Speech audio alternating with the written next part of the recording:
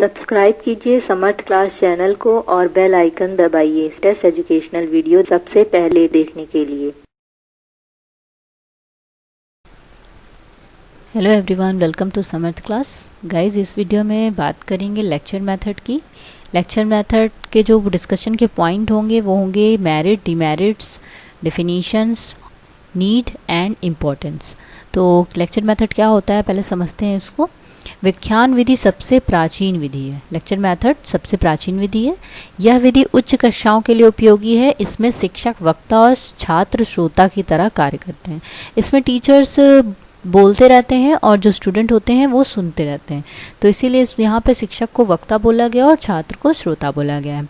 ये जो teaching method है वो बड़ी कक्षाओं के लिए उपयोगी होता है, क्योंकि वहाँ पे लेक्चर के थ्रू बच्चों को ज़्यादा समझ में आता है। लेकिन अगर हम लेक्चर मेथड का यूज़ छोटे बच्चों के लिए करेंगे तो वो उतना ज़्यादा इफेक्टिव नहीं होगा।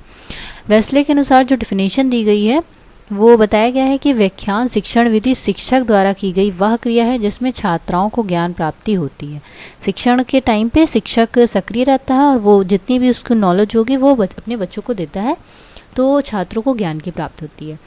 इसी तरह जेम्स एम ली के भी अनुसार उन्होंने बताया है कि व्याख्यान एक शिक्षण शास्त्रीय विधि है जिसमें अध्यापक औपचारिक रूप से नियोजित रूप में किसी भी प्रक्रम या समस्या पर भाषण देता है। यहाँ पे जो टीचर होंगे वो किसी भी जो प्रॉब्लम होगी उस पर एक भाषण देते हैं।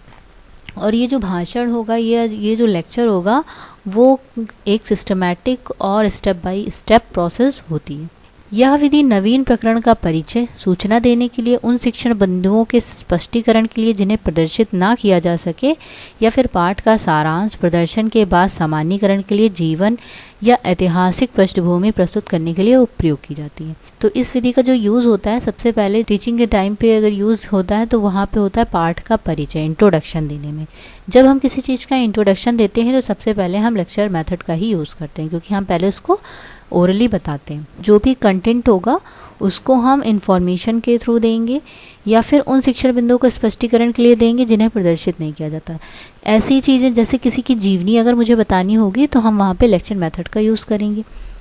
पाठ का अगर हमें सारांश समरी देनी होगी तो भी हम लेक्चर मेथड का यूज़ करेंगे। हर एक पॉइंट को डिफाइन करना होगा तो वहाँ पे हम लेक्चर मेथड का यूज़ करेंगे। प्रदर्शन करने के बाद भी हम लेक्चर मेथड का ही यूज़ करते हैं, क्योंकि किसी भी चीज़ को अगर हम सिर्फ दिखाएंगे तो वो चीज़ें ज़्यादा स्टेबल नॉलेज नहीं देंगी। तो वहाँ पे भी हमें क्या करना होगा, बाद में लेक्चर का ही यूज़ करना होगा। सामान्यीकरण के लिए जीवनी, ऐतिहासिक पृष्ठभूमि, कहीं पुरानी चीज़ों के बारे में या ऐतिहासिक चीज़ों के बारे में अगर बताना होगा तो भी हम लेक्चर मेथड का ही यूज़ करेंगे, क्योंकि ये मेथड उस चीज़ के लिए बहुत ही ज़्यादा इंपॉर्टेंट है। वहाँ पे किसी भी चीज़ को हम स्टार्टिंग टू एंड तक हम अच्छे से उसको एक्सप्लेन कर सकते हैं। अब इसकी मेरिट्स क्या है, merits of the lecture method क्या है। इस विधि में कम समय में अधिक ज्ञान स्थानांतरण संभव है, क्योंकि यहाँ पे हम थोड़े समय में ही पूरी नॉलेज बच्चों को दे सकते हैं। यह उच्च कक्षाओं के लिए उपयोगी है, क्योंकि ये बड़ी क्लास के लिए उपयोगी है, क्योंकि वहाँ पे हम अगर कोई चीज़ लेक्चर देते हैं तो स्टूडेंट वो अच्छे से सुनते हैं, तो वहाँ पे बड़ी कक्षाओं के लिए ये उपयोगी होगी। शिक्षक प्रधान विधि है। यहाँ टीचर सेंटर प्रोसेस है, क्योंकि यहाँ पे टीचर जो है बोलता रहता है, भाषण देता है और स्टूडेंट उसको सुनते हैं। अधिक छात्र संख्या के लिए उपयोगी है। अगर छात्रों की संख्या बहुत ज़्यादा है तो वहाँ पे हम लेक्चर मेथड का यूज़ कर सकते हैं। शिक्षक योग्यता की अभिव्यक्ति, यहाँ पे टीचर की जो क्वालिटी है वो डिपेंड करती है, क्योंकि अगर अच्छा टीचर होगा और उसके अंदर जो एबिलिटी होगी उसके अकॉर्डिंग ये टीचिंग जो मेथड होगा वो यूज़ किया जाएगा। विषय वस्तु की सरलता से स्पष्टीकरण, कोई भी अगर जो आपका टॉपिक है वो अगर काफ़ी ज़्यादा कॉम्प्लेक्स है तो इसको अगर हम अपनी इजी लैंग्वेज में भी एक्सप्लेन कर सकते हैं, तो ये विषय वस्तु का सरलता से स्पष्टीकरण भी। छात्रों की तर्क शक्ति का विकास करती है, क्योंकि जब हम किसी चीज़ पे लेक्चर देते हैं तो वहाँ पे स्टूडेंट लॉजिकल थिंकिंग भी डेवलप करेगी, वो उस चीज़ को बारे में सोचेंगे, ऑब्जर्व करेंगे उस चीज़ को। व्याख्या सरल, इसमें अधिक श्रम या धन की व्यय नहीं होता, क्योंकि यहाँ पे स्टूडेंट को सुनना है और टीचर लेक्चर देते हैं, तो यहाँ पे किसी भी तरीके से आपका जो धन है वो व्यय नहीं होगा, तो पैसे बिल्कुल भी नहीं खर्च होंगे, क्योंकि ओरली ये वर्क होता है। कम समय में पाठ्यक्रम पूरा हो जाता है, क्योंकि लेक्चर देंगे तो हमें ज़्यादा एक्टिविटी नहीं करानी है, तो सही टाइम पे अपना जो सिलेबस होगा वो कंप्लीट हो जाता है। तो सिलेबस कंप्लीट करने के लिए ये मेथड का ज़्यादा यूज़ किया जाता है। व्याख्यान विधि में उपयुक्त हास्य, गहनता, तर्क, उत्साह, उदाहरणों का प्रयोग शिक्षण अधिगम को प्रभावी बनाता है। तो जो लेक्चर मेथड होगा, सिर्फ लेक्चर मेथड में यही नहीं है कि सिर्फ हम लेक्चर ही देते हैं, उसमें हम कहाँ पे हमें गंभीर होना है, कहाँ पे हमें लॉजिकल वे में बात करनी है, कहाँ पे इंटरेस्ट डेवलप करना है, वो हर सारी चीज़ें इस मेथड के अंदर यूज़ होती हैं। कम समय में संगठित ज्ञान और निश्चित क्रम में विद्यार्थियों के लिए प्रस्तुत किया जाता है, क्योंकि जो भी आप नॉलेज देना चाहते हैं वो संगठित होगी और सिस्टमैटिक तरीके से होगी। तो वो जो नॉलेज आप देंगे तो वो सिस्टमैटिक तरीके से स्टूडेंट तक पहुंचती है, हर एक पॉइंट डिस्कस होता है उस पर। तो लेक्चर मेथड वहाँ के लिए भी बहुत यूज़फुल है। नवीन पाठ, प्रसंग या विषय की प्रस्तावना प्रस्तुत करने के लिए भी सर्वोत्तम विधि है, क्योंकि जब भी हम किसी चीज़ को इंट्रोड्यूस कराते हैं तो वहाँ पे हम लेक्चर का ही यूज़ करते हैं, ओरली वे वहाँ पे बताते हैं। अच्छे व्याख्यान प्रेरणादायक होते हैं, अच्छे व्याख्यान प्रेरणादायक होते हैं। अगर लेक्चर अच्छा होगा तो वो मोटिवेट भी स्टूडेंट को करते हैं। छात्र नियंत्रण सरल होता है, अनुशासन भंग नहीं होता और संभावना यहाँ पे कम होती है, क्योंकि अगर स्टूडेंट आपके जो लेक्चर को सुन रहे हैं तो वहाँ पे डिसिप्लिन अपने आप ही मेंटेन हो जाएगा। तो वहाँ पे डिसिप्लिन मेंटेन करने की बहुत ज़्यादा मेहनत नहीं करनी होगी, वो ऑलरेडी मेंटेन रहेगी। लेकिन कुछ डीमेरिट्स भी हैं। अब डीमेरिट्स, क्योंकि जब भी कोई अगर किसी चीज़ में मेरिट्स हैं तो उसकी कुछ ना कुछ कमियां ज़रूर होती हैं। तो demerits of the lecture method क्या है? छोटी कक्षाओं के लिए उपयोगी नहीं है। क्यों? क्योंकि अगर हम छोटे बच्चों के लिए लेक्चर का यूज़ करेंगे तो वो बच्चों की जो नॉलेज होगी वो परमानेंट नहीं होगी, बच्चे उस चीज़ को समझ नहीं पाएंगे, क्योंकि ओरली बता रहे हैं वहाँ पे, तो वो चीज़ें वो कॉन्सेंट्रेट होकर बच्चे सुनेंगे नहीं। तो छोटी कक्षाओं के लिए ये उपयोगी नहीं है। विषय के सैद्धांतिक पक्ष पर बल देती हैं, क्योंकि यहाँ पे थ्योरेटिकल एस्पेक्ट को ही मेन फोकस किया गया है, यहाँ पे प्रैक्टिकल कोई भी वर्क नहीं होता, तो ये सैद्धांतिक पक्ष पर ही बल देती हैं। छात्रों में सोचने और निर्णय तथा तर्क शक्ति का विकास पूर्णतः नहीं हो पाता, क्योंकि अगर बच्चे स्टूडेंट वहाँ पे अच्छे से नहीं समझ पा रहे हैं तो वहाँ पे वो लॉजिकल थिंकिंग डेवलप नहीं होगी, या डेवलप भी होगी तो वो पूर्ण तरीके से नहीं होगी, क्योंकि व्यक्तिगत भिन्नता होती है। छात्र निष्क्रिय रहकर सुनते रहते हैं। यहाँ पे जो स्टूडेंट होंगे वो सिर्फ लेक्चर को सुनते रहते हैं, वहाँ पे खुद का कोई भी कॉन्सेप्ट या कोई भी क्वेश्चन वो पूछते नहीं है।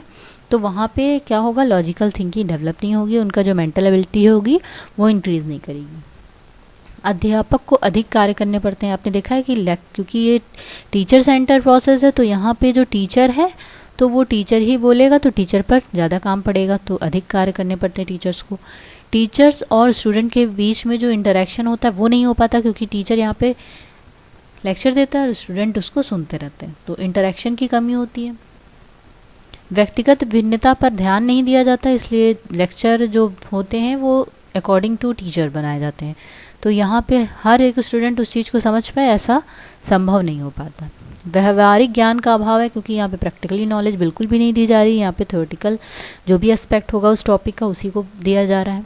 व्याख्यान में कभी कभी निरस्ता हो जाती है, क्योंकि बहुत ही अगर लंबा पीरियड होगा लेक्चर का तो वहाँ पे बोरिंग होने लगती है, तो कभी कभी बोरिंग भी वहाँ पे हो जाती है। और यहाँ पे जो मेन इंपॉर्टेंट चीज़ है वहाँ पे लैंग्वेज, अगर लैंग्वेज अच्छी नहीं होगी तो आपका जो शिक्षण प्रक्रिया है वो प्रभावशाली नहीं होगी। कॉन्सेप्ट समझने में लिए कठिनाई होती है, क्योंकि अगर आपके लेक्चर में एक भी पॉइंट मिस हो गया तो वो चीज़ें स्टूडेंट अच्छे से नहीं समझ पाएंगे, या फिर स्टूडेंट ने अगर सुनने में थोड़ा सा भी वो कॉन्सेंट्रेट होकर नहीं सुने तो उनको कॉन्सेप्ट अच्छे से क्लियर नहीं होगा। तो ये कुछ डीमेरिट्स थी लेक्चर मेथड की। अब लेक्चर मेथड का यूज़ करते समय कौन कौन से वो पॉइंट हो जिनको यूज़ करके हम इस टीचिंग को इफ़ेक्टिव बनाएं, वो कौन से पॉइंट है देखते हैं। व्याख्यान का उद्देश्य निश्चित होना, जो हम पढ़ाना चाह रहे हैं उसका एक जो ऑब्जेक्टिव है वो पहले से हमने डिसाइड कर रखना है। विषय वस्तु सुसंगठित होनी चाहिए, जो भी कौन हम पढ़ा रहे हैं तो उसको आपको सुसंगठित मतलब स्टेप बाय स्टेप तो सिस्टमैटिक होना चाहिए, कि अगर किसी चीज़ को हमें पढ़ाना है तो एक के बाद नेक्स्ट जो प्रोसेस आएगा उससे कनेक्ट होना चाहिए। ये नहीं कि हम फर्स्ट से लेके लास्ट तक एंडिंग में जंप करके नहीं पढ़ाना है, यहाँ पे सुसंगठित होना चाहिए। सरल भाषा और उचित विराम चिन्हों का प्रयोग भी होना चाहिए, क्योंकि जब हम लेक्चर दे रहे हैं तो जो लैंग्वेज होगी वो ईजी होगी, बहुत टफ नहीं होगी। अगर टफ लैंग्वेज का यूज़ है भी तो उसको आपको एक्सप्लेन वहाँ पे करना है। तो जो लेक्चर होते हैं वो सरल शब्दों में होने चाहिए, सरल वाक्यों में होने चाहिए, और जहाँ रुकना है या कहाँ पे हमें इंटरेस्ट डेवलप ज़्यादा करना है, ऐसी कौन सी एक्टिविटी उस समय कर दें जिसकी वजह से बच्चे जो है एकाग्रचित्त होकर सुने, तो वो सारी चीज़ें हमें ध्यान में रखनी है। साथ ही पाठ का सारांश मुख्य बिंदुओं को ध्यान में रखकर करना चाहिए। जो भी लेक्चर आप जिस टॉपिक पे दे रहे हैं, तो लास्ट में जब आप उसका समरी निकालेंगे तो जितने भी मेन पॉइंट होंगे उनको ध्यान में रखते हुए वहाँ पे हमें समरी देनी है लेक्चर मेथड। साथ ही उदाहरण और प्रश्नोत्तर पर भी बल देना है।